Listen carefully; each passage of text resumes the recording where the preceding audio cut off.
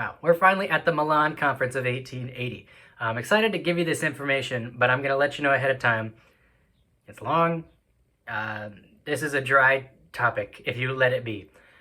Personally, I get pretty fired up about it. In the video where I tell you the information, I try to be not super biased. I feel like you can see it on my face anyway. But I want to know your opinions really, really bad. You don't have maybe a lot of opinions about audiograms to share with me, but the conference in Milan of 1880, you might have really strong feelings. Go ahead and put those in the comments if you watch this video on your own study time, and I would love to read them. You'll see what I mean. Okay, here we go. I want to talk to you about the Milan Conference of 1880. And this one's going to be so long. It's going to be more casual because there's a lot. And I'm angry about it. And maybe you'll feel angry about it too. I love that for us. It's important to think about where we are in time right now. We're in America in 1880, not 18 AD. We know that the United States wasn't formally founded until 1776, right? Right. So America is a very young and new country. There's not a lot of legislation set down yet about things like disabilities or deaf education or really special education of any kind. And there are some key players that are very determined to get something standardized down so that deaf children who are seeking an education can get what they're due. They can find success, they can pursue higher education if they want, they can be worthwhile contributants to society.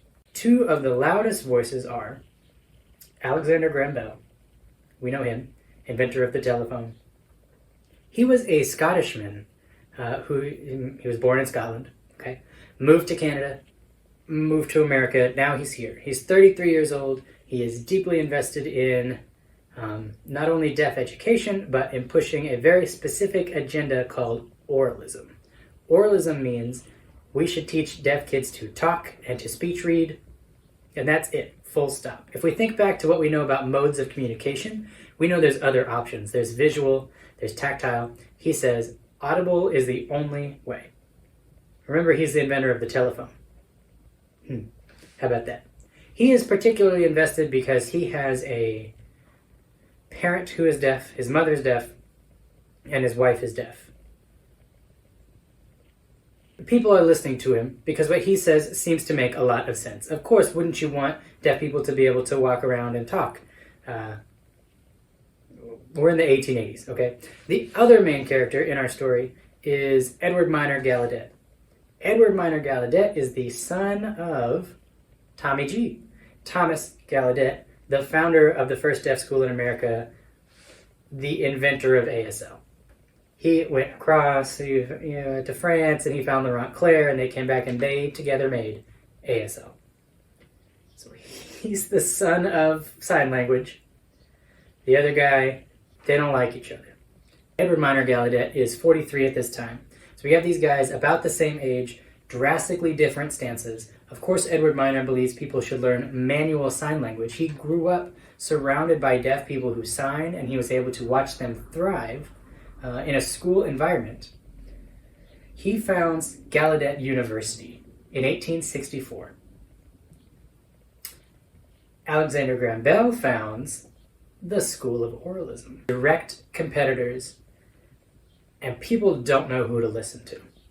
In the year 1880, Italy hosts a gigantic conference of educators. It says, we are going to standardize worldwide how deaf children are taught. If you can prove the best way, come bring your proof. You're invited. We'll all talk for days and days and days, and we will vote on what we decide should be done around the world. Italy produces 87 attendees. They also send an invitation to England, who sends 55 attendees. They send an invitation to France, who sends 5 people. America, who sends 5 people. Sweden, who sends 3 people. Belgium, who sends 1 person. And Germany, who sends 1 person.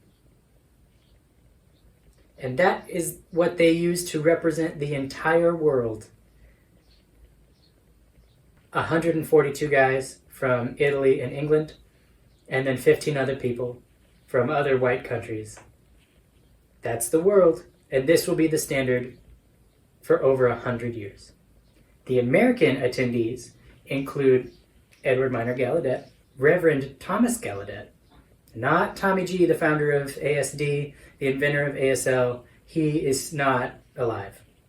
Edward's brother, not his father. James Dennison, who is actually Edward Miner's brother-in-law. He married Edward's sister. He's deaf himself. He's the principal of a school for the deaf. Dr. Isaac Peet, he's hearing, but he's the principal of a deaf school. Dr. Charles Stoddard, he's also hearing, but he is the president of a deaf institute. He's a very popular humanitarian.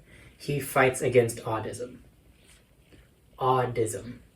The discrimination of people based on how well they can hear you. Audism. Those are our 5 guys. 4 hearing, 1 deaf, 2 sons of the inventor of American Sign Language. That's several days, September 6th through the 11th. Do you happen to know when Deaf Awareness Week occurs? Interesting. Interesting. For days and days, these attendees get up on stage and give their findings to other researchers, professionals, educators. But here's the thing. The system is completely rigged. If someone is going to go talk about oralism, the crowd is told ahead of time, and they cheer and they clap and they give support. If someone is going to talk about a manual mode of communication, the crowd is told, they hiss, they boo, they heckle, they shout over all the points, and no one really gets to discuss what they're there to discuss, because the crowd has made up their mind ahead of time, because they are consisted of pretty much only people from England and Italy. They bring students from their oral schools to give presentations of how smart they are, but it seems like the kids have rehearsed their answers already. It's rigged. It's faked. When it comes to vote on these resolutions, these things that they have found out and decided to be true around the world, they vote, but only the hearing people are allowed.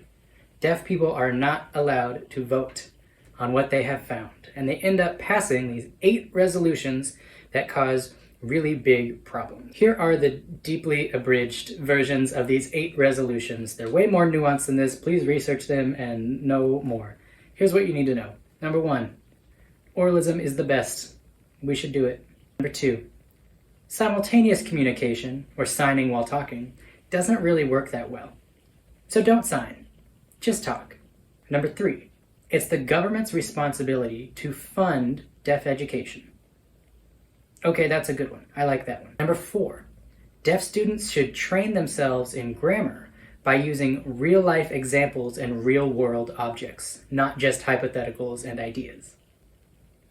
Okay, I like that one too. Number 5, people who practice oralism in deaf education should publish more books. Number 6, we can prove that oralism lasts. It works. Adults who used oralism as children still use it today. Number 7, smaller classroom size works a lot better. Let's have up to 10 kids, and they should stay in school for at least 8 years. Number 8, if you have deaf ed students that have already started to learn sign language, separate them from the new students who are going to just learn oralism. That way we can phase out sign language and start everybody on oralism only. When these 8 resolutions passed, they were accepted by every country that attended and by many countries that did not attend. As a result, deaf education really suffered.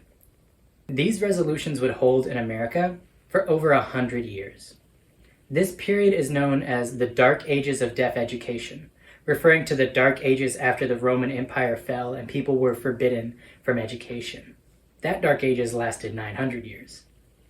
Because in America so many of the teachers were deaf themselves, a lot of deaf teachers lost their jobs because they couldn't teach oralism. They didn't speak themselves.